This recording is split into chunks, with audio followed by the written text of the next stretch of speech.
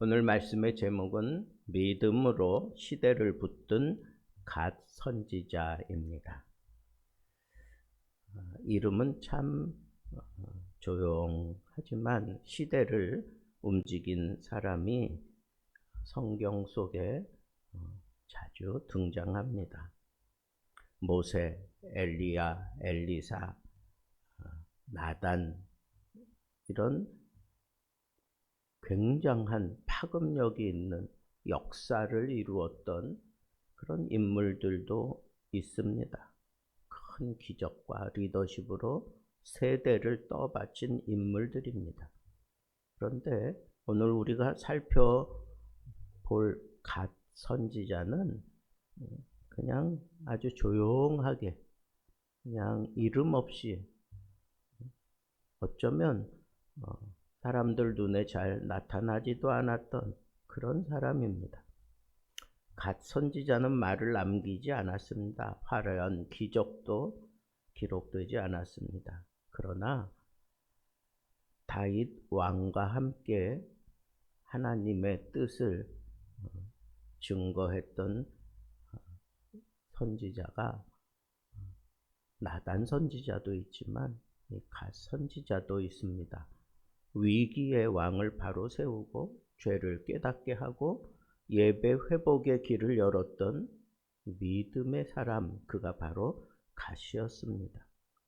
믿음이 언제나 큰 무대에서만 증명되는 것으로 우리는 그렇게 기대하고 그렇게 생각합니다. 때로는 하나님 말씀을 끝까지 붙드는 충성, 아무도 알아주지 않아도 하나님 편에 서는 용기, 그것이 믿음을 통하여 이 세대가 흔들리지 않도록 붙잡고 있는 강력한 그런 하나님의 역사를 우리는 볼 수도 있습니다. 먼저 이 갓 선지자, 믿음으로 하나님의 길을 다윗에게 제시를 했습니다. 한마디로 얘기하면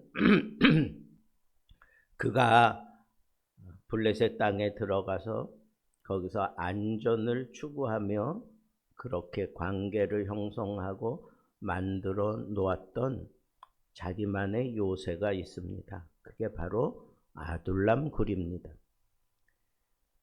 그런데 선지자 갓이 다윗에게 말하여 이 요새에 잊지 말고 떠나 유대 땅으로 들어가라. 그렇게 하나님의 메시지를 전합니다. 당시 다윗은 상당히 어려운 그런 상황이었습니다. 사울 왕의 끈질긴 추격을 피해서 원수의 땅으로 들어가서 아둘람 굴, 그리고 그것을 토대로 해서 자기만의 요새가 형성되었습니다. 약 600명가량이 모일 정도로 하나님께서 그것을 사람들을 보내서 안전하게 지켜주셨습니다.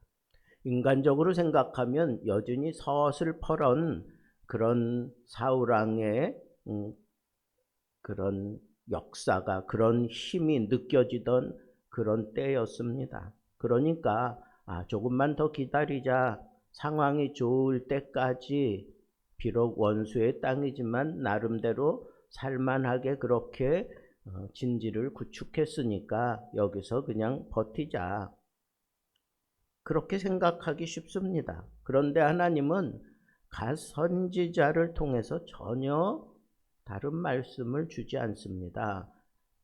여기서 머물지 말고 떠나서 유대 땅으로 가라는 거예요. 그대로 실천한다면 매우 위험한 상황에 직면할 것입니다. 밖에는 사울이 있습니다. 죽음의 위협이 있습니다. 그러나 갓은 인간적인 계산보다 하나님의 뜻을 더 신뢰하고 나아가라고 그렇게 얘기하고 있습니다.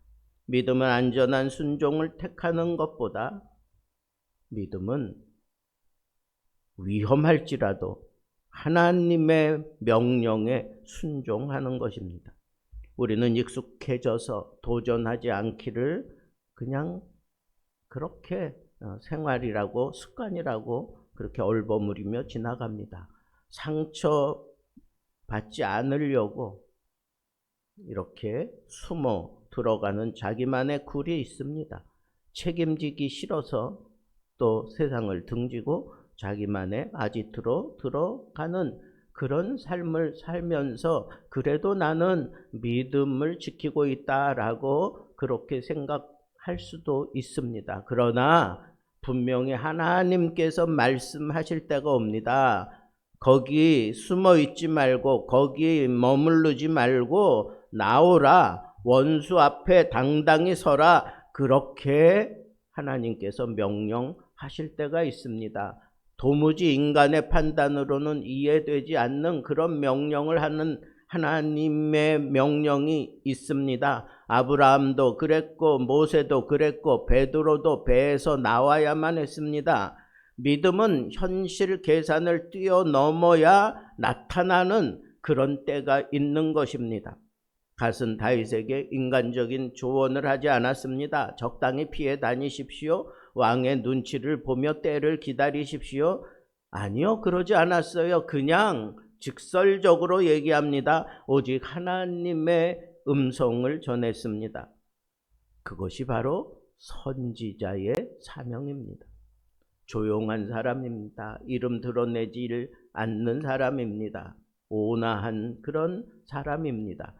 그렇지만 말씀을 증거할 때에는 정확하게 직선적으로 그렇게 전하고 있는 갓의 모습을 볼 수 있습니다. 혹 여러분 지금 상처의 굴이 있습니까?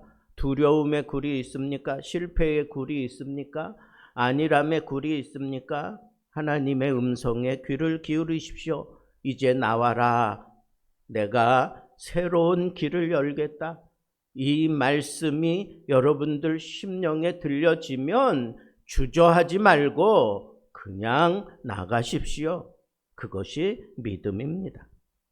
두 번째로 갓 선지자의 행적을 보면 사무엘하 24장에 등장합니다. 믿음으로 다윗의 죄를 직면시킨 아주 당당한 선지자였습니다. 다윗은 인구조사를 했습니다. 겉으로는 행정적인 문제처럼 보였습니다.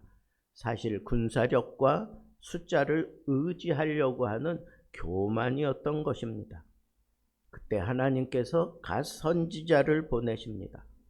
이미 군대 장관이 왜 이런 하나님 앞에 불경한 모습을 보입니까? 라고 그렇게 얘기했습니다. 그럼에도 불구하고 다윗이 감행할 때에 하나님께서는 선지자 갓을 보내십니다. 갓의 입장에서는 상당히 어려운 시점에서 사명을 받은 겁니다. 왕에게 심판 메시지를 전해야 했기 때문입니다. 왕에게 싫은 소리를 하다가 목숨을 잃는 것은 흔한 일이었습니다. 그러나 갓은 두려워하지 않았습니다. 사람의 눈치를 보지 않았습니다. 하나님이 두려웠습니다. 참된 믿음은 진실을 말할 용기가 있다는 것입니다. 갓은 왕 앞에 가서 침묵하지 않았습니다. 그대로 하나님의 명령을 전했습니다.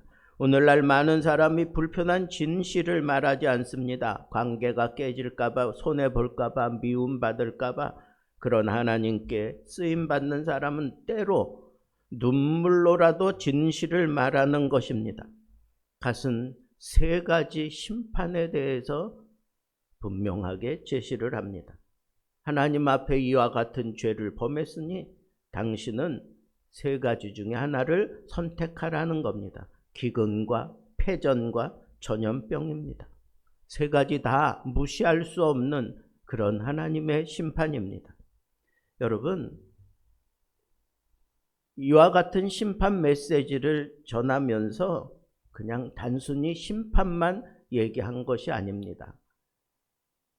다윗이 순종하면 순종 이후에 누릴 회복도 이 갓은 분명하게 전했던 것입니다. 여러분, 하나님의 말씀을 전한다고 해서 그냥 분노로 막 쏟아내는 것이 아니라 이 심판에 대한 순종 이후에 누릴 회복도 분명히 깨달아 알게 만들어주는 것이, 그것이 바로 바른 선지자의 모습입니다. 나단도 그랬고 갓도 그랬습니다. 저는 생각할 때 다윗은 참 얼마나 복받은 사람인가. 어떤 때는 나단이, 어떤 때는 갓이 그의 흐트러지는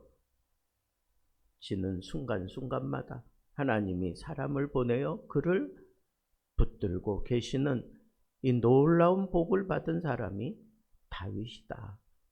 이런 생각을 해볼 때 하나님 마음에 합한 사람에게는 하나님께서 이렇게 양쪽으로 은혜를 베푸시는구나 하는 그런 부러움이 생기기까지 합니다.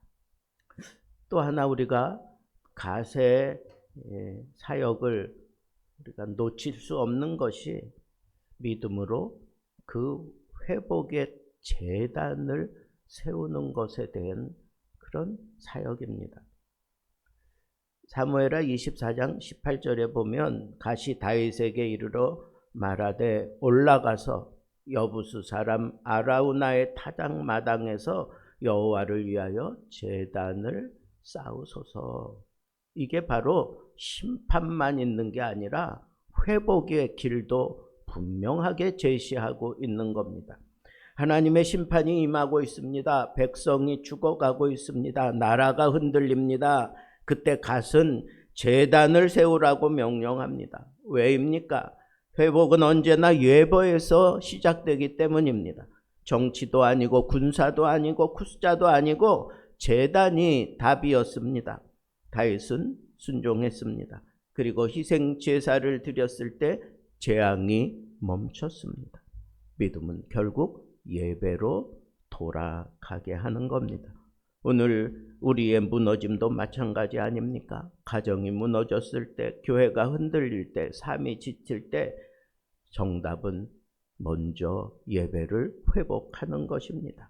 기도가 회복되고 말씀이 회복되고 하나님 앞에 무릎 꿇는 것이 회복되어 그 순종의 열매를 거두게 하는 것이 바로 예배입니다. 예배에 집중하고 예배를 살려내고 끝까지 예배를 붙들고 가는 사람들에게 하나님은 반드시 회복의 역사를 일으켜 주시고 부흥의 터전을 마련하시고 하나님의 부흥이 갑자기 임하는 그런 놀라운 하나님의 이적을 반드시 보게 될 것입니다. 그런데 참 놀라운 것은 역대하 29장 25절입니다. 여기 보면 다윗의 시대가 아닙니다. 히스기야 시대에 성전 예배를 회복할 때 이 갓의 규례가 언급이 됩니다. 그러니까 갓이 죽고 난 이후에 훗날 이스라엘 땅에 영적인 회복운동이 일어날 때 규례를 삼을 만한 것을 찾다가 바로 이 갓의 규례를 선택하고 받아들이는 그런 장면입니다. 오늘 우리가 흘리는 눈물의 기도, 신앙교육, 말씀의 씨앗은 당장 우리 앞에 열매를 맺지 못할 때도 있습니다. 그러나 분명한 것은 하나님의 말씀을 통해서 온전하게 실현되어지는 예배로 말미암아 놀라운 은혜를 입은 사람들은 그 열매를 죽어서라도 따는 때가 온다는 겁니다. 여러분, 이게 말씀의 영향력이고 이것이 생명의 말씀의 빛을 밝혔던 선지자의 영광이었던 것입니다. 갓은 조용한 사람이었습니다. 화려하지도 않았습니다. 그러나 하나님은 그 갓을 통해 한 시대를 붙드셨고 나아가서는 다음 세대도 붙들어 주셨던 것을 우리는 볼 수 있습니다. 당장 보이지 않아도 믿음의 유산을 남기는 것이 말씀을 통하여 사역하는 일입니다. 오늘 하나님 우리에게도 묻습니다. 너는 시대를 살리는 믿음의 사람이 되겠느냐? 화려하지 않아도 좋습니다. 박수 받지 않아도 좋습니다. 하나님의 말씀을 붙드는 사람이면 되는 겁니다. 회복의 재단을 세우는 사람이면 기가 막힌 것입니다. 다음 세대를 위하여 회복의 씨앗을 심어 놓으면 반드시 그 열매를 거두는 때가 온다고 하는 것이 바로 이 갓 선지자를 통하여 우리에게 충격파를 던지고 있는 것입니다. 여러분, 오늘 이 새벽에 어떤 마음으로 오셨습니까? 오늘은 갓 선지자를 생각하며 갓 선지자처럼 사람보다 하나님을 더 두려워하게 하시고 시대를 바로 세우는 믿음의 사람이 되어달라고 기도해 보면 어떻겠습니까? 이를 위해서 두려움의 굴에서 나오십시오. 죄를 외면하지 않게 하시고 분명하게 직선적으로 증거하여 죄를 파괴해야 합니다. 예배의 재단에 회복하는 하나님의 영의 역사가 있음을 알고 예배에 집중하며 무너진 여러분들의 믿음의 자존심을 세워 보시기 바랍니다. 예배에 집중하며 하나님이 나에게 새로운 길을 열어놓은 것을 볼 수 있기를 바라고, 아무리 큰 죄를 범하여 심판 중에 있다고 할지라도 예배만 회복되면 하나님께서는 그 인생을 통째로 바꾸어 놓고야 마시는 것이 그게 믿음의 결국입니다.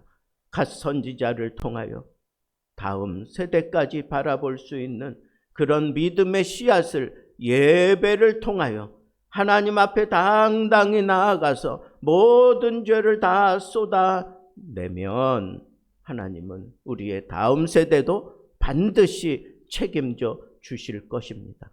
이 믿음을 가지고 이 예배에 동참했다면 이 믿음을 따라 기도하면서 오늘 하나님이 우리에게 예비하신, 허락하신 모든 복을 몽땅 받아 누리고 이 성전을 떠날 수 있게 되기를 우리 주님의 이름으로 축복합니다.